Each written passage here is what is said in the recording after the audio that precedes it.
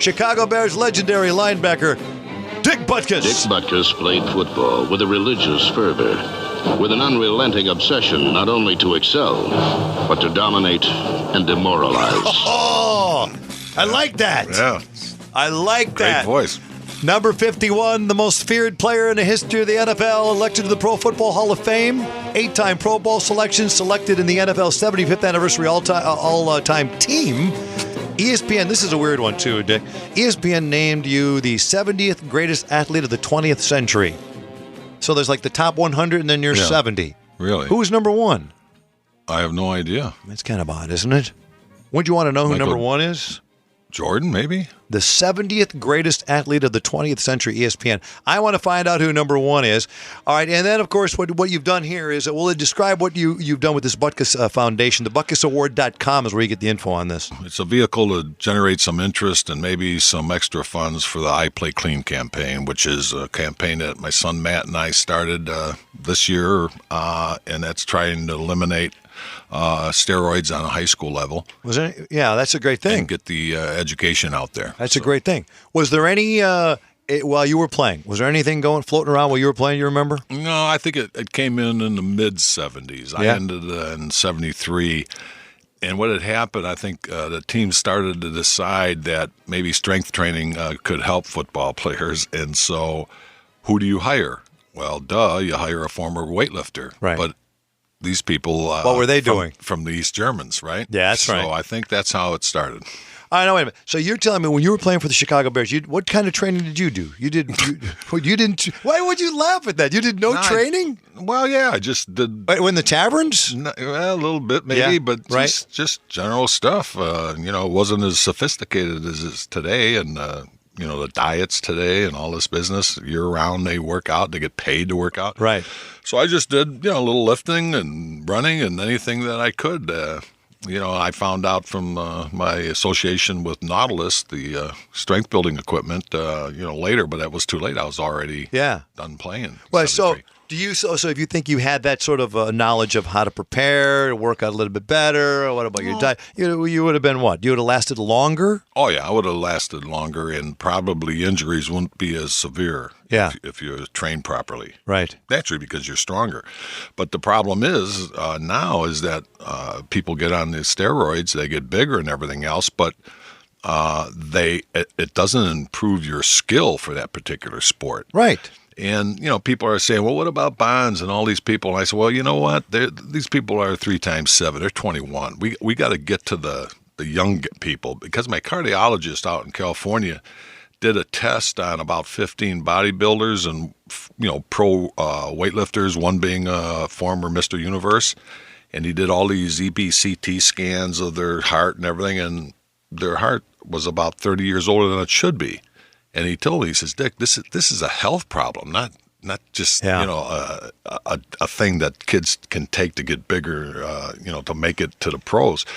Yeah, you would think that they see that on television. They see these guys. They see that they're big and they're this, and they're probably working out in a normal route. And they go, how do I get like that? Well, we've found where actually coaches are telling the kids to get on it. High school coaches. Yeah. High school coaches. Yeah. When you say you found this and you say, who confronts them? Do you say, dude, what are you doing? This is information that we heard. See, so you don't have proof of it then, right? No? Oh, yeah, we have proof of it from the actual kids. Yeah, it's just, I know some people that some parents that their sons had committed suicide. And I said, Dick, if we only knew what to look for, it's naturally the roid rage and all that business. And do you ever find parents kind of pushing their kid, though, saying, go ahead, I'm going to look the other way. Go ahead. Absolutely. These sports parents are, right? They're crazy. I was in Dallas. I drove to Dallas from L.A. to go to this Taylor Hooton golf fundraiser. Don Hooton lost his son, Taylor Hooton, to the steroids. And I'm standing on the corner waiting for my car to come out, and this guy comes up to me and he says, hey, what are you doing in town? I said, well, I'm here for that I Play Clean fundraiser golf tournament. He says, yeah, I played in Iowa. He says, geez, it must have been 60% of the guys who were on steroids. I says, really? I said, where'd they get it? And he says, well, this one guy who was a real freak, he said his father would send him a shoebox full every month. The kid didn't get drafted. Never made it, and his father disowned him. See what I mean? See, I'm telling you, some of these sports dads and parents are crazy. He is a nut. They are. So what? Hey, Dad, I didn't make the team. Good. Go to hell. Yeah. Dick Butkus. From his personality to the impact of his tackles, everything Dick Butkus did was memorable. He was Moby Dick in a goldfish bowl. His 9-year career. That's fantastic. Wait a minute. That's fantastic. Yeah, that's He was line. Moby Dick, and I want to hear this again. From his personality to the impact of his tackles, everything Dick Butkus did was memorable. He was Moby Dick in a goldfish bowl. His 9-year career stands apart as the single most sustained work of devastation ever committed on a football field by anyone, anywhere, anytime. To talk about him is to drain the vocabulary of superlative. Oh, man. You know, and I wrote that for the guy. You did. Dick Butkus. Is that fantastic? It almost sounds like he's kidding, but he's not. No, that's that tape from the That is awesome. NFL Films. Steve Sable says that was one of the most popular or most requested for to play. People play that before games. Because he'll fire you up. Especially if you're a linebacker or a defense, that will fire you up. Watch you go at people, man. It will fire you up. I can't imagine it wouldn't. But it's weird because the way he says it, it's almost like he's afraid if he doesn't say it right, you're going to clock him. And then he said in there, the 9-year career. Yep. Wow. Yep. Wow. Now, did you ever play hungover? Because, No. you talk to guys like Jerry Kramer and all the old school. You hear some once in a while they play hungover. They were drinking the night before and they were out. No, I don't think so. No? Never? No. Really? No. Never drink while you're playing the game? No. No, right on the sidelines. No, well, mate, let me take that back. We were playing in Minnesota, and it was like 9 below where we used to play outside. Yes. So we had a little shot of brandy at halftime, but that's about it. Wait a minute. Even that, wouldn't that make you puke? No. The way you run around out there? No. Who gave you the shot of brandy? No, I can't say that. Oh, yeah. It wasn't Papa Bear. Who was it? No. It was like, No. let's see. Who would have given you the shot of brandy? Who gave Dick Butkus the shot of brandy in Minnesota? I want to find out right now. For Dick Butkus, football was never a game, but a street fight. A place for all-out, no-holds-barred warfare. Butkus was the most destructive defender in the game. Yeah, that's right. Yeah, it was a street fight. In a street fight, you would have had brandy. Yeah. You street fight, you can drink brandy. You wouldn't hurt anybody, right? He's basically a pain in the ass. He's got a personality like a fried lobster. Ed Obradovich. Yeah. Once again? He's basically a pain in the ass. Yeah, Dick Butkus. He's got a personality like a fried lobster. Yeah, that's fantastic. Paul, you're on with Dick Butkus. Go ahead. Hey, I know who gave you the shot of brandy. It was Mike Ditka. Ditka? No. Well, wasn't Ditka?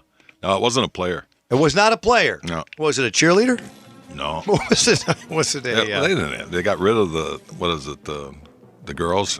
What were the honey bears? Honey bears. The honey bears. But they didn't have them back then. You didn't have the honey No, bears? we didn't have anybody. No, you didn't have the honey bears then. No way. Yeah. So it was a coach who gave you the brandy. No, it wasn't. Oh, come on. Are you crying? Oh, he's not.